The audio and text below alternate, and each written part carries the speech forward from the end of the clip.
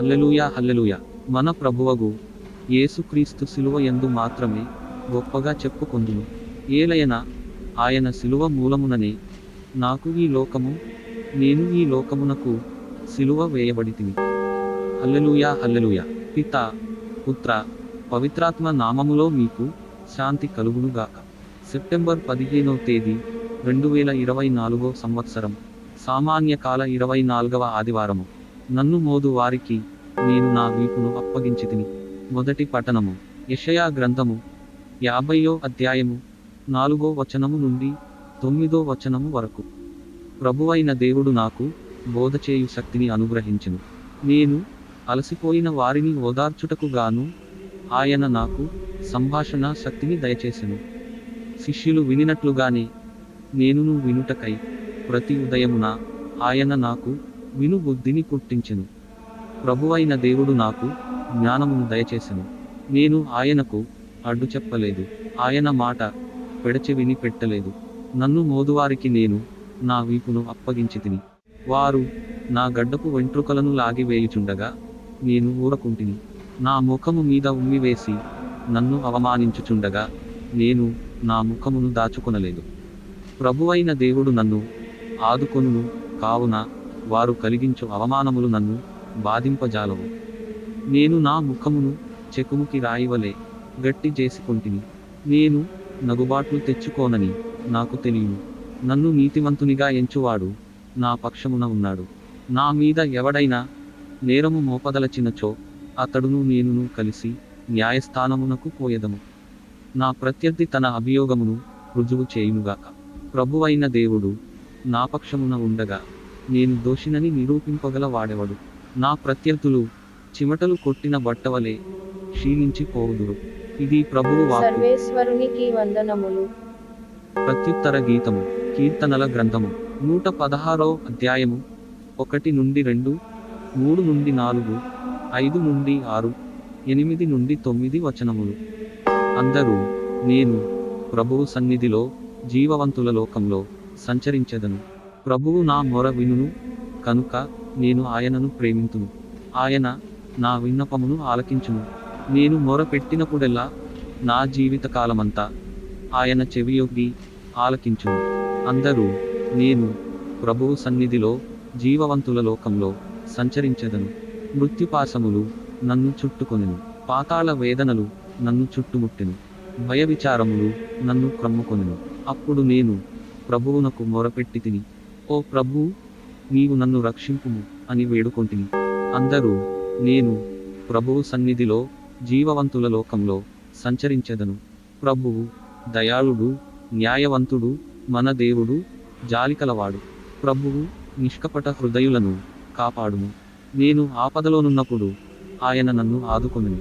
అందరూ నేను ప్రభువు సన్నిధిలో జీవవంతుల లోకంలో సంచరించెదను. ఆయన నన్ను మృత్యువు నుండి రక్షించెను. నా కన్నీటిని తుడిచెను.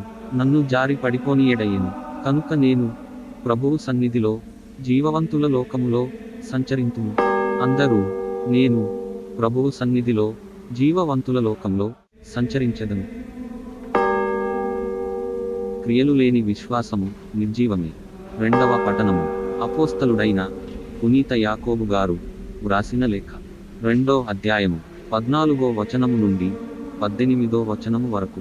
నా సోదరులారా, ఏ వ్యక్తి అయినను నాకు విశ్వాసము ఉన్నది అని చెప్పుకొనినచో తన చేతలు దానిని నిరూపింపకున్న ఎడల దాని వలన ప్రయోజనమేమున్నది? ఆ విశ్వాసము అతనిని రక్షింపగలదా? కూడు గుడ్డల కొరకు ఏ సోదరుడైనా లేక సోదరి అయినా అలమటించుచున్నచో వారి జీవితావసరములను తీర్చక సమాధానముగా వెళ్ళుడు, చలి కాచుకొనుడు, తృప్తి పొందుడు అని మీలో ఎవడైనా పలికిన ఎడల ప్రయోజనమేమి? కనుక దానిని అనుసరించి క్రియారూపమున ఆచరించనిచో క్రియలు లేని విశ్వాసము నిర్జీవమే. కాని నీకు విశ్వాసమున్నది, నాకు క్రియలున్నవి అని ఎవరైనా పలికినచో దానికి సమాధానము ఇదే: క్రియలు లేకుండా నీ విశ్వాసము ఎట్లుండగలదో నాకు తెలియజెప్పుము. నా విశ్వాసము ఎట్టిదో నా క్రియల ద్వారా నేను నీకు ప్రదర్శింతును. ఇది ప్రభువు వాక్కు. సర్వేశ్వరునికి వందనములు. నీవు క్రీస్తువు, మనుష్య కుమారుడు, అనేక శ్రమలను అనుభవించుట అగత్యము. సువిశేష పఠనము. అపోస్తలుడైన పునీత మార్కు గారు వ్రాసిన పవిత్ర సువిశేషములోని భాగము. ప్రభువా మీకు మహిమ కలుగునుగాక. 8వ అధ్యాయము 27వ వచనము నుండి 35వ వచనము వరకు. యేసు శిష్యులతో కైసరయ ఫిలిప్పు ప్రాంతమునకు వెళ్ళుచు మార్గమధ్యమున ప్రజలు నేను ఎవరినని చెప్పుకొనుచున్నారు అని వారిని అడిగెను. అందుకు వారు, కొందరు స్నాపకుడగు యోహాను అనియు, మరికొందరు ఏలియా అనియు, లేదా మరి ఒక ప్రవక్త అని చెప్పుకొనుచున్నారు అనిరి. అప్పుడు యేసు, మరి నన్ను గూర్చి మీరు ఏమనుకుంటున్నారు అని వారిని ప్రశ్నింపగా, పేతురు, నీవు క్రీస్తువు అని ప్రత్యుత్తరమిచ్చెను. అంతటా ఆయన తాను ఎవరైనది ఇతరులకు తెలుపరాదని వారిని ఆదేశించెను. యేసు శిష్యులకు, మనుష్య కుమారుడు అనేక శ్రమలను అనుభవించి పెద్దలచే, ప్రధానార్చకులచే, ధర్మశాస్త్ర బోధకులచే నిరాకరింపబడి చంపబడి 3వ దినమున ఉత్థానమగుట అగత్యము అని ఉపదేశించి వారికి ఈ విషయమును తేట తెల్లము చేసెను. అంతట పేతురు ఆయనను ప్రక్కకు తీసుకొనిపోయి, అటుల పలుకరాదు అని వారింపసాగెను.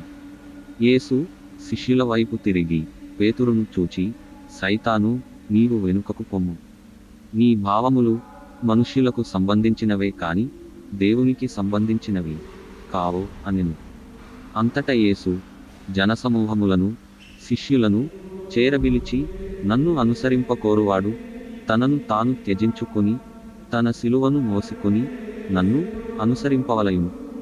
తన ప్రాణమును కాపాడుకొన చూచువాడు దానిని పోగొట్టుకొను. నా నిమిత్తము, నా సువార్త నిమిత్తము తన ప్రాణమును ధారపోయువాడు దానిని దక్కించుకొను అని వివరించెను. ఇది క్రీస్తు సువిశేషము. క్రీస్తువా, మీకు స్తుతి కలుగునుగాక. సువిశేష పఠనము ద్వారా మన పాపములు క్షమింపబడునుగాక. ఆమేన్. ప్రార్థించుదము. అడగండి మీకు వసగబడును, వెదకండి మీకు లభించును, తట్టండి మీకు తెరువబడును అని మందలించిన మా ప్రభువా, ఇదిగో మా విరిగి నలిగిన హృదయములతో నీ చెంతకు చేరి మా కష్టకాలమున మా పక్షమున ఉండుమని బ్రతిమాలుచున్నాము తండ్రి. మా రక్షణ పాత్రమైన నీ శిలువ యొద్ద చేరి మా బిడ్డలను మీకు సమర్పించుచున్నాము. వారికి నీ దివ్యనామము ఎడల విశ్వాసము, భయభక్తులు కలిగి జీవించే భాగ్యమును దయచేయండి. నీ విశ్వాసములో నీ నిమిత్తమై ఇహలోక సంబంధమైన విషయాలను త్యజించి మా ప్రాణములను దక్కించుకొను జ్ఞానమును దయచేయుము తండ్రి. మా ప్రభువును మీ కుమారుడును అయిన యేసు క్రీస్తు వారి దివ్యనామములో ఈ మనవులను ఆలకించుము అని అడిగి వేడుకొనుచున్నాము తండ్రి. ప్రియ సహోదరి సహోదరులారా, ఈ దివ్యగ్రంథ పఠనముల ద్వారా అభిషేకము పొంది మన నాథుడైన క్రీస్తులో జీవించు యోగ్యతను పునరుద్ధరించుకొనండి. వీడియో క్రింద సబ్స్క్రైబ్ బటన్ ఉంటుంది, నొక్కి సబ్స్క్రైబ్ చేయండి. కుదిరితే మీ ప్రియ మిత్రులకు షేర్ చేయండి. మీరు లైక్ చేయడం వల్ల ఇంకా ఎంతో మందికి ఈ వాక్యము పంపబడుతుంది. కాబట్టి తప్పకుండా లైక్ చేయండి. ఏవైనా సలహాలు సూచనలు ఇవ్వదలచిన వారు కామెంట్ చేసి సహకరించండి.